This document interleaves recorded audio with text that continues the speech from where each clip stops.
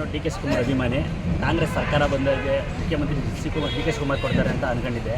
ಹಾಗೂ ಸಿದ್ದರಾಮಯ್ಯನವರು 2 ವರ್ಷ ಅವರೇ ಕಂಟ್ರೋಲ್ ಮಾಡೋದು, 2 ವರ್ಷ ಆದಮೇಲೆ ಕೊಡ್ತಾರೆ ಅಧಿಕಾರ ಅಂತೇಳಿದ್ದು. ನನಗೆ ವೈಫಲ್ಯವಾಗಿ ಕೊಟ್ಟಿರಲಿಲ್ಲ ಅನ್ನೋಕ್ಕೋಸ್ಕರ ನಾನು 2 ವರ್ಷ ಕೊಟ್ಟಿಲ್ಲ ಅನ್ನೋ ಲೆಕ್ಕಾಚಾರ ಇದು ಮಾಡಿದೆ, ಶಪಥ ಮಾಡಿದೆ. ಅಲ್ಲಿ ನಮ್ಮ ಬಾಸ್ ಮುಖ್ಯಮಂತ್ರಿ ಆಗಂಟನೂ ನಾನು ಚಪ್ಪಲಿ ಮೆಟ್ಟೋದಿಲ್ಲ ಅಂತ ಶಪಥ ಮಾಡಿದೆ. ಆ ಕಾಲ ಕೂಡಿ ಬಂದಿದೆ. ನಾಳೆ ನಮ್ಮ ಬಾಸ್ ಮುಖ್ಯಮಂತ್ರಿ ಆಯ್ತವ್ರೆ.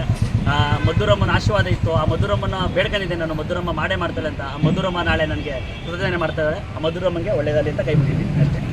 ಮದ್ದೂರು APMC ವರ್ತಕರಾದಂಥ ಅಶೋಕ್ ಅವರು ಡಿ ಕೆ ಶಿವಕುಮಾರ್ ಅವರು ಮುಖ್ಯಮಂತ್ರಿ ಆಗೋವರೆಗೂ ಚಪ್ಪಲಿ ಹಾಕಲ್ಲ ಅಂತೇಳಿ ಅಲ್ಲೇ 1 ವರ್ಷದಾಗಿದ್ದ ಚಪ್ಪಲಿ ಬಿಟ್ಟಿದ್ದಾರೆ ಅವರು.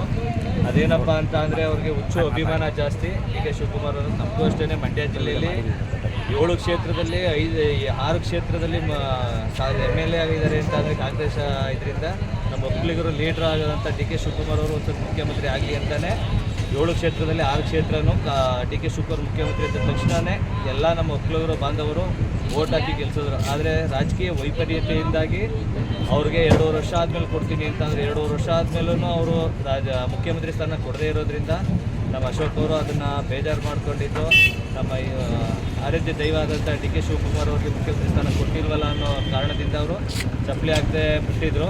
ಈಗ ಭಾಗ್ಯ ಕೂಡ ಬಂದಿದೆ. ನಾಳೆ ಡಿ ಕೆ ಶಿವಕುಮಾರ್ ಅವರು ಮುಖ್ಯಮಂತ್ರಿ ಆದಮೇಲೆ ಅವರು ಚಪ್ಪಲಿ ಹಾಕೊಂಡು ಓಡಾಡಲಿ ಅನ್ನೋದನ್ನು ಇಚ್ಛಿಸ್ತೀವಿ. ಈ ಉರಿ ಬಿಸಿಲಲ್ಲಿ ಆದಷ್ಟು ದಿನ ಇವರು ಚಪ್ಪಲಿ ಹಾಕದೆ ಓಡಾಡಿದ್ರಲ್ಲ, ತುಂಬಾ ಗ್ರೇಟು, ಅಭಿಮಾನ ಅಂಥದ್ದು ಅನ್ನೋದನ್ನು ಈ ಮೂಲಕ ಹೇಳ್ಬೋದು.